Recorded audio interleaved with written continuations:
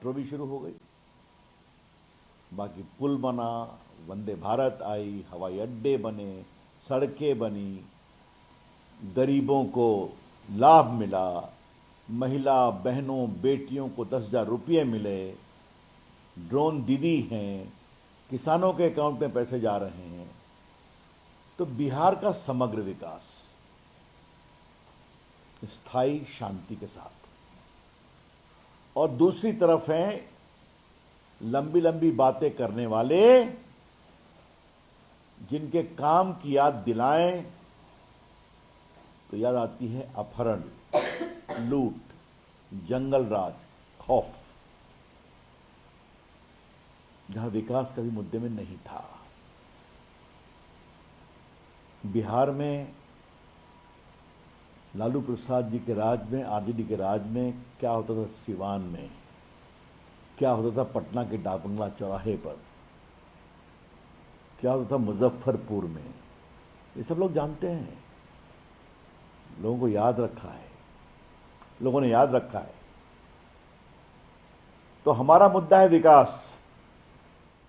नीतीश कुमार जी की सरकार ने बहुत अच्छा काम किया है, भाजपा, जदयू, बाकी सहयोगी पार्टियां, अब तो सब साथ हैं,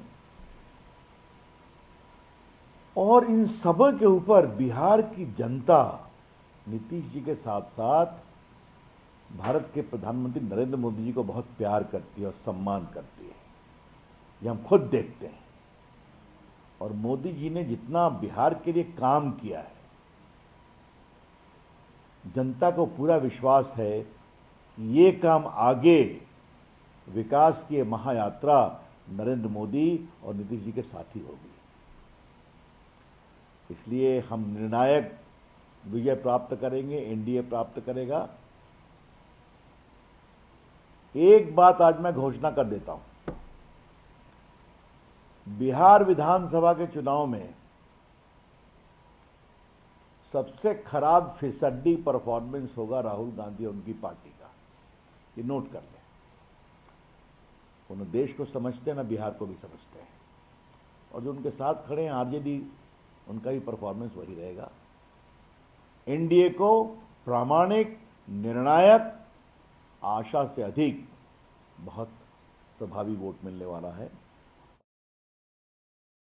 तो दोनों ही तरफ से जीत का दम भरा जा रहा है। रविशंकर प्रसाद को आप सुन रहे थे, जो ये कह रहे हैं कि अब हमारी जीत होगी। सत्य प्रकाश जी, आपको दोनों नहीं, सूरज मंडल जी और पाशा साहब ने आप पर सीधा आरोप लगाया, उस पर जवाब दीजिए। है एक नीतीश कुमार की सोच का सिंबलिज्म देखिए, महिला सशक्तिकरण का। मान लीजिए वो कह रहे थे कि भगवतिया देवी राम मनोहर, उनकी जानकारी गलत है। कांग्रेस के लोग हैं ना, वो क्या जानेंगे भगवतिया देवी राम मनोहर लोहिया।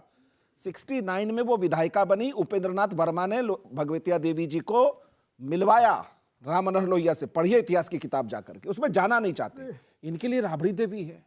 उस जमाने में सोचिए, कर्पूरी ठाकुर जब नहीं रहे तो लालू जी को विपक्ष का नेता बनाए। हम उस सोच से निकले तो 20 साल बिहार की आम जनता का सेवा किया। ये किस सोच से निकले? तेजस्वी, तेज प्रताप, मीसा, रोहिणी, साधु यादव, राबड़ी देवी, सब परिवारवादी पार्टी है। राहुल गांधी की वही हालत है। देखिए बिहार की, आप लिख के दीजिए कि निशांत कुमार पॉलिटिक्स में नहीं आएंगे। बिहार बिल्कुल नहीं है। अरे बिल्कुल नहीं। मैं कार्यकारी अध्यक्ष को आपके इंटरव्यू कर रही थी, वो कह रहे थे ठाकुर जी, हम लोग उनको पार्टी में लाएंगे। वो उनके निजी विचार थे, लेकिन उन्होंने कहा है, स्पष्ट कहा है। चौधरी के फैमिली कितने लोग हैं यार? कौन है अशोक चौधरी? लालू जी जेल जा रहे थे तो राबड़ी जी को बिठा चले गए। बाबूजी का बिहार था, बाबूजी का बिहार था। राबड़ी देवी कभी थी पार्टी में, जनता दल में? राबड़ी देवी राजद की मेंबर थी क्या? सीधा मुख्यमंत्री बना दिया। तो बात मत करिए। अशोक चौधरी 20 सालों में जो हम लोगों का विकास किया है, वो राजद के परिवारवाद विकास के बहुत विपरीत है, विषम परिस्थितियों में किया है। और विकास दर बार बार मैं इसका जिक्र इसलिए करता हूं, किया होता क्योंकि तो रेवड़ी बांटने की जरूरत नहीं पड़ती। रेवड़ी नहीं बांट रहे, उनका हक दे रहे। इलेक्शन के एक दिन पहले रेवड़ी बांटने जा रहे हैं। हक प्रदान किया है। चुनाव के ऐलान के एक दिन पहले रेवड़ी बांट रहे हैं। सबल बनाया। ये हताशा नहीं तो और क्या है? खाते में भी 20 वर्षों तक कहां थे? 20 वर्षों तक कहां थे? प्रदीप जी, युवा बेरोजगार क्यों है? प्रदीप जी, नौकरी के बदले जमीन लेते रहे। प्रदीप जी, इसका जवाब दीजिए। देखिए इसको जनता किस तरह से देखती है, जनता किस तरह तरह से देखती है, एक सेकंड सत्य प्रकाश जी, एक सेकंड, जनता कैसे देखती है ये चुनाव के एन पहले, एक सेकंड, अरे भाई गुरुदेव, चुनाव के एन पहले जो ये 10,000 हम दे रहे हैं 1 करोड़ लाभार्थियों को, फिर 25 लाख को और दिया गया है 10,000 महिलाओं को, या ये जो एक आज मेट्रो, मतलब आज चुनाव अनाउंस हो रहा है, आज मेट्रो का उद्घाटन, इसको जनता कैसे देखती है?